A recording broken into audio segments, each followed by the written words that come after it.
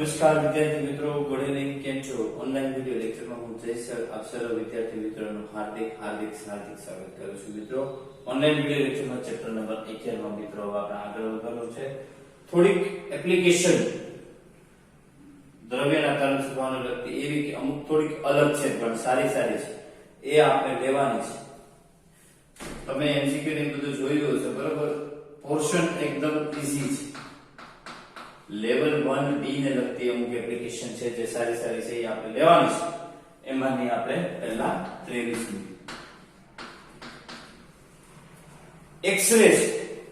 X-ray ટ્યુબમાંથી એક X-ray tube છે, એમાંથી તરંગ લંબાઈ 0.45 એંગસ્ટ્રોમ એટલે 10⁻⁻10 મીટર તરંગ લંબાઈ ધરાવતો ગોળાપટનું સતત ઉત્સર્જન કરે છે.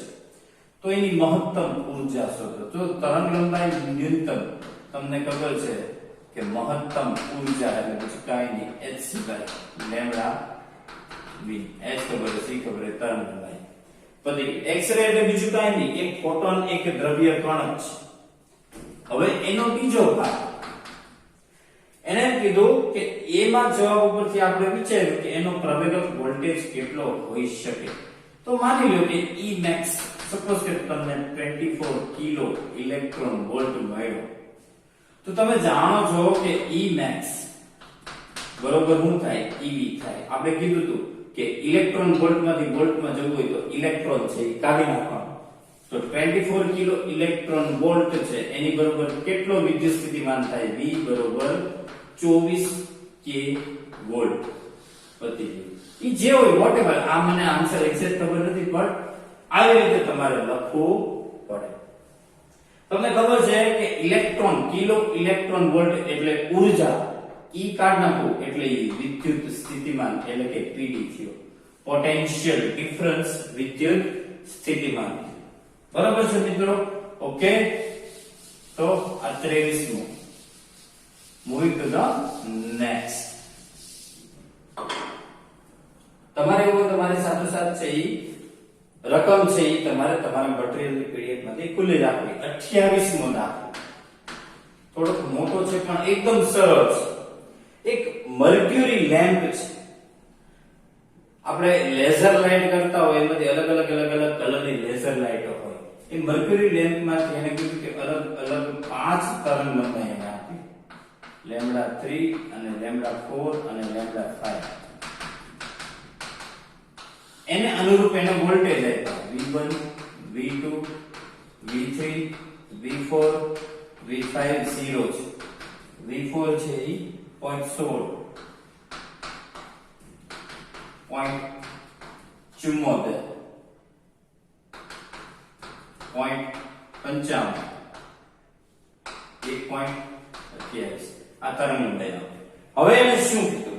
પહેલું પ્લાન્ક અચળાંકનું મૂલ્ય. ખબર જ છે પ્લાન્ક અચળાંકનું મૂલ્ય શું થાય, પણ તેમ છતાં પણ હવે આમ તો અલગ વોલ્ટેજ છે. હવે તમે એક વસ્તુ તમને યાદ હોય તો આપણે સ્ટોપિંગ પોટેન્શિયલ વિરુદ્ધ આપણે તીવ્રતાનો ગ્રાફ જોઈએ છે. ગ્રાફ તો કે લઘુત્તમ વોલ્ટેજ જે તીવ્રતા હોય ને એનું સ્ટોપિંગ પોટેન્શિયલ નું મૂલ્ય થાય. તો આ બધામાં V0 તો 0 છે, એનાથી ઓછામાં ઓછું મૂલ્ય કયું? તો કે આ એનું લઘુત્તમ વોલ્ટ મૂલ્ય થયું. એટલે કે V4 છે એનું શું થયું? સ્ટોપિંગ પોટેન્શિયલ થયું. કારણ કે V5 કેટલો થઈ ગયો? 0. ત્યારે જે તરંગ લંબાઈ હશે ત્યારે જે આવૃત્તિ હશે F4, ઈ એની થ્રેશોલ્ડ આવૃત્તિ થાય. જે કઈ વોટેવર આપણને ખબર છે કે C બાય લેમ્ડા ઉપરથી આપણે મેળવીશું તો બધા માટે શું મેળવી શકાય? જો C બાય લેમ્ડા 1 F1, એવી રીતે F2, F3, F4 પાંચ મેળવો. એમાંની F4 છે એ શું થઈ? તો કે ઈ એની થ્રેશોલ્ડ તરફ આવૃત્તિ થઈ. હવે B માં એને માંગ્યું છે થ્રેશોલ્ડ આવૃત્તિ, તો F4 છે એની શું થઈ? થ્રેશોલ્ડ આવૃત્તિ. અને એનો વર્ક ફંક્શન માંગ્યું તો I0 બરોબર HF0 છે. હવે H કઈ રીતે મેળવો? પ્લાન્ક અચળાંક કઈ રીતે મેળવો? તો જો પ્લાન્ક અચળાંક મેળવવા માટે બહુ સરળ સૂત્ર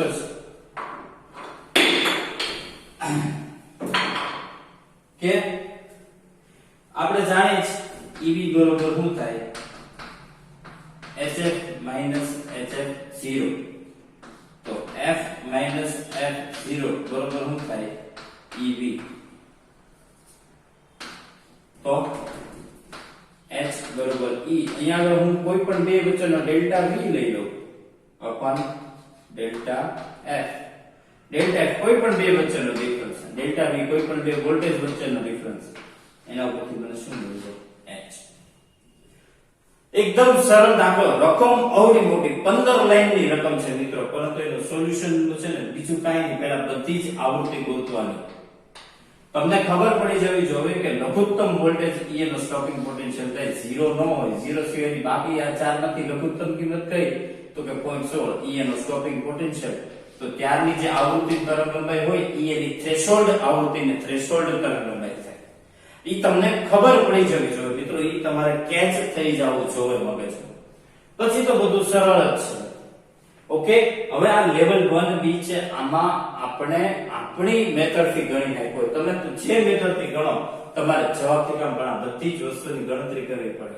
પાંચે પાંચ આવૃત્તિ તમારે ગોતી અને ટેબલ બનાવવું પડે એના ઉપરથી H ગોતવાનો થ્રેશોલ્ડ આવૃત્તિ અને એના ઉપરથી તરંગ લંબાઈને વર્ક ફંક્શન બરાબર છે તો 28મો દાખલો છે આઈએમપીએડ દાખલો છે એક્ઝામમાં પૂછવાની ગણતરી રાખવાની પૂરેપૂરી બરાબર છે જોઈ લો ચાલો 30 સેકન્ડ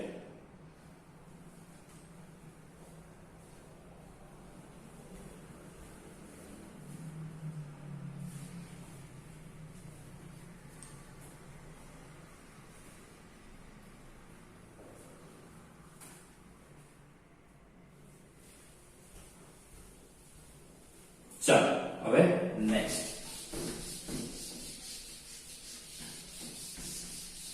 રકમ નંબર 31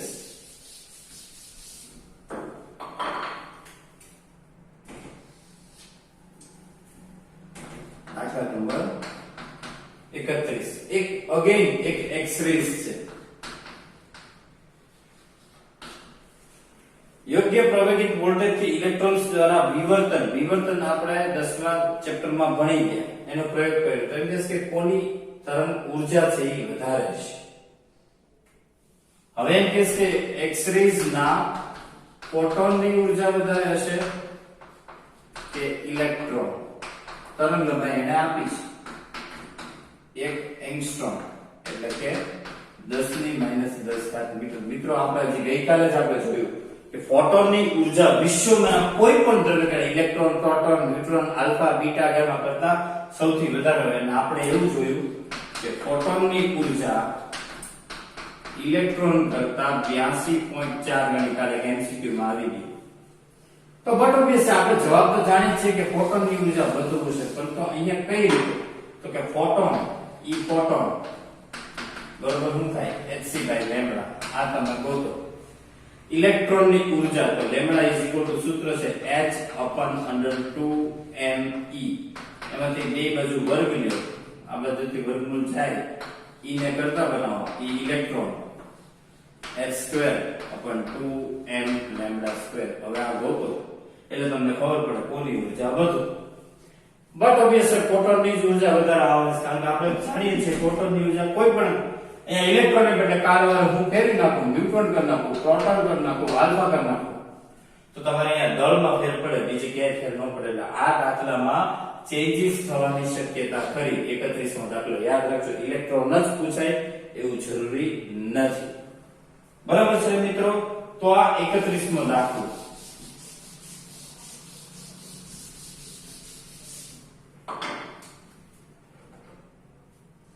Now 32 150 ઇલેક્ટ્રોન વોલ્ટ ગતિ ઉર્જા એને આપી છે 150 ઇલેક્ટ્રોન વોલ્ટમાંથી વોલ્ટમાં જવું હોય તો વિદ્યુત સ્થિતિમાન કેટલા કહેવાય ખબર 150 વોલ્ટ કહેવાય આ તો કીધું નથી પણ કહી રાખું વોલ્ટમાંથી ઇલેક્ટ્રોનમાં વોલ્ટમાં જાવ એટલે ઊર્જા થઈ જાય કારણ કે આપણે ભણી ગયા K = QV બરોબર તરંગ લંબાઈ ભાગની તરંગ લંબાઈ કાઈ નહીં તો λ સૂત્ર છે h/√2m k આને ઇલેક્ટ્રોન વોલ્ટ ને જૂલ માં ફેરવવાનો મલ્ટીપ્લાય બાય 1.6 ગુણ્યા 10 ની માઈનસ 19 સ્ટાર કરવાના 150 મલ્ટીપ્લાય. હવે વર્ગમૂળ કાઢવામાં ધ્યાન રાખવાનું અગેન તમને ખબર જ છે બરાબર. અને બીજું એને માંગ્યું કે 27 ડિગ્રી સેન્ટીગ્રેડ તાપમાન એટલે કે T બરોબર 300 કેલ્વિન તાપમાને ગઈકાલે સૂત્ર ભણ્યા h/√3m આપણે તમને યાદ હોય તો kT પતી ગયું. તરંગલંબાઈ શોધવાની છે 300 કેલ્વિન તાપમાન.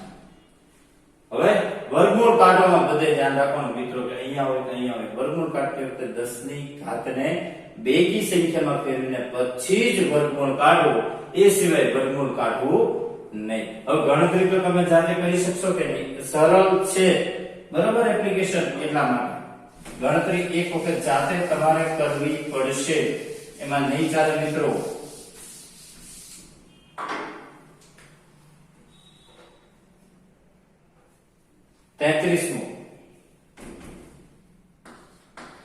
સેમ છે, બહુ સરળ મિત્રો દાખલા છે કે 50 કિલો વોલ્ટ તો એની ઊર્જા મેં તમને આગળ કીધું, આગળ ઇલેક્ટ્રોન વોલ્ટ લગાડી દેશો તો એ શું થઈ જશે? ઊર્જા. માહિતી નથી કરતો કદાચ 10 બરોબર તરંગલંબાઈ તો આમ નામ લખ્યું લેમ્ડા બરોબર h/√2me. જો આ વખતે કોણ છે? ઇલેક્ટ્રોન છે, એટલે ઇલેક્ટ્રોન પણ આને 50 કિલો ઇલેક્ટ્રોન વોલ્ટ છે એને તમારે જૂલમાં ફેરવવું પડે ગુણ્યા 1.6 ગુણ્યા 10 ની માઈનસ 19 કિલો એટલે 10 ની 3 ઘાત. ઈ કરશો એટલે તમને મળી જશે. એને બીજો વસ્તુ માંગી. હવે માઇક્રોસ્કોપ ની વિભેદન શક્તિ તમને ખબર છે એ તરંગ લંબાઈના વ્યસ્ત પ્રમાણમાં હોય પછી પતી ગયું. માઇક્રોસ્કોપ ની વિભેદન શક્તિ એને માંગે છે. ઇલેક્ટ્રોન માઇક્રોસ્કોપ ની વિભેદન શક્તિ પીળા પ્રકાશનો તો કાઈ નહીં. જો વિભેદન શક્તિ ઓફ ઇલેક્ટ્રોન છે ના વિભેદન શક્તિ of yellow colour is equal to ઉપર microscope of yellow upon microscope of electron. જે આવી ગુણોત્તરી તમારો જવાબ બરાબર છે મિત્રો. તો જો એકદમ સરળ છે મિત્રો, એમાં પછી ખોટો એવો ટાઈમ લગાડવાની જરૂર નથી. ચાલો એની પછીનો સેમ 34મો એ પણ એવો છે મિત્રો, એટલે 34મો કે તરંગલંબાઈ આપી છે કે પ્રાયોગિક સાધન વડે ઊર્જા hc/λ. પણ 34મો છે મિત્રો, એક તમારે એ 34મો યાદ રાખજો. લેવલ 1 બી નો 34મો કરવાનો છે કેન્સલ. બરાબર 34મો કેન્સલ કરજો તમારી બોલમાં. ઓકે 36મો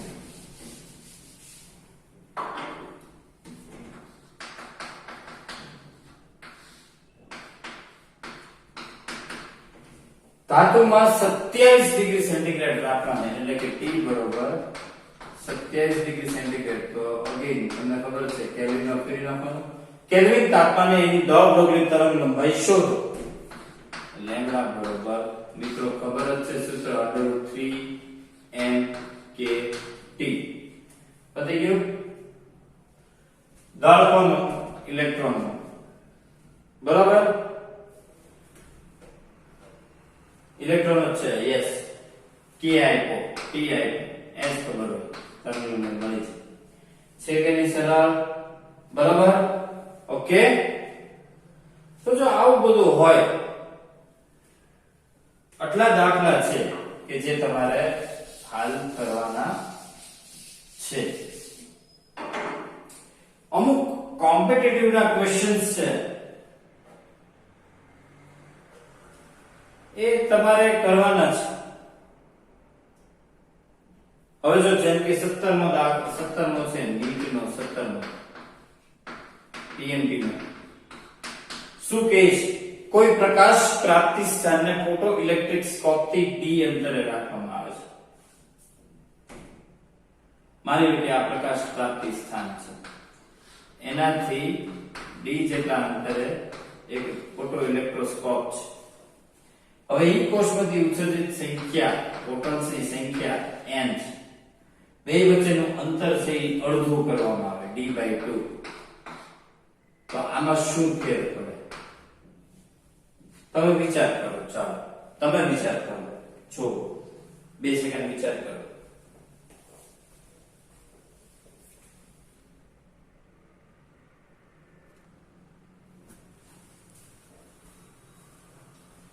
વિચાર્યું એક પ્રાપ્તિ સ્થાન છે આ પ્રકાશ પ્રાપ્તિ સ્થાન છે આ ફોટોસ્કોપ પેલા d અંતરે રાખ્યું ત્યારે મળતી ફોટો ઇલેક્ટ્રોન્સની સંખ્યા n છે હવે અંતર અડધું કર્યું તો કેટલી ચલો ઓપ્શન આપો n/2 2m 4m કે કાઈ નહીં મિત્રો વિચાર કરો આપણે ભણી ગયા મિત્રો લેન્સમાં ભણી ગયા અને તરંગ પ્રકાશ શાસ્ત્રમાં ભણી ગયા કે તીવ્રતા I ચલે છે 1/d² અંતરના વર્ગના વ્યસ્ત પ્રમાણમાં અને અહીંયા ફોટો ઇલેક્ટ્રિક અસરમાં એવું ભણ્યા કે તીવ્રતા છે એ ફોટો ઇલેક્ટ્રોન્સની સંખ્યાના સમપ્રમાણમાં હોય તો અહીંયા કયો સંબંધ લાગે કે તીવ્રતા ફોટો ઇલેક્ટ્રોન્સની સંખ્યાના સમપ્રમાણમાં અંતરના વર્ગના વ્યસ્ત પ્રમાણમાં તો અલ્ટિમેટલી ઇલેક્ટ્રોન્સની સંખ્યા અંતરના વર્ગના વ્યસ્ત પ્રમાણમાં થાય તો જો અંતર અડધું કર્યું છે તો ફોટો ઇલેક્ટ્રોન્સની સંખ્યા કેટલી થાય 4 ગણી થાય જો અંતર બમણું કર્યું હોત તો ફોટો ઇલેક્ટ્રોન્સની સંખ્યા ચોથા ભાગની થાય તો ઓપ્શન નથી આપતો પણ આ તો વાત છે તમારે મિત્રો આ સંબંધ યાદ રાખવો પડે નીટમાં આવું જ પૂછાય આ ચેપ્ટરમાંથી કઈ અઘરું નથી બરાબર છે મિત્રો આ નીટનો 17મો એક એમ્સ નો 15મો છે સારો છે આમ કે બીજું કઈ લોજિક નથી બટ લેવે લઈ લઈએ એમ્સ 15 એમ કે છે કે કોની દ બ્રોગલી તરંગ લંબાઈ સૌથી વધુ હશે maximum 4 option neutron proton alpha કોણ અને બીટા કોણ હવે એક્ચ્યુઅલી મિત્રો ન્યુટ્રોન અને પ્રોટોનના દળ સરખા છે એટલે આમ ગણો તો એને એક ઓપ્શન પહેલા તો અહીંયા એને ઓપ્શન દેવામાં ભૂલ ગઈ કારણ કે આપણે જાણીએ છીએ લેમ્બડા ચલે છે 1/m લેમ્બડા h/mv તો વેગ સમાન એને કીધું જ છે વેગ સમાન છે તો h તો અચળ હોય તો u કોણ દળના વ્યસ્ત પ્રમાણમાં તો આ બધામાં સૌથી વધુ દળ કોનું આલ્ફાનું બરાબર પછી તો કે પ્રોટોન પછી તો કે ઇલેક્ટ્રોન છેલ્લે બીટા તો જેનું દળ સૌથી વધુ એની તરંગ લંબાઈ સૌથી ઓછી એટલે આવી રીતે થાય અને જેનું દળ સૌથી ઓછું એની તરંગ લંબાઈ સૌથી વધુ એટલે શું આવે બીટા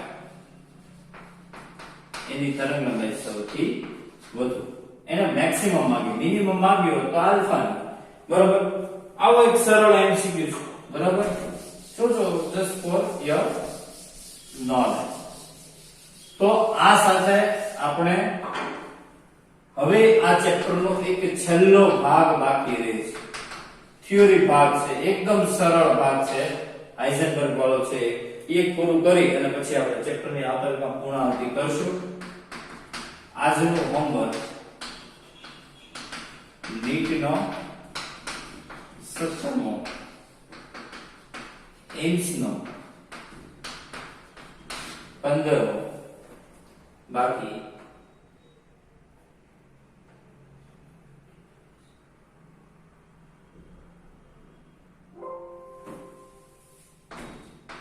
ત્રેવીસ 28 31 32 33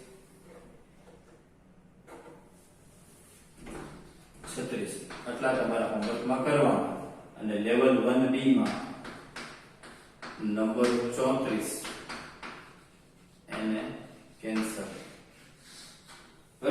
મિત્રો? તો આટલું હોમવર્ક નોંધી લેશો.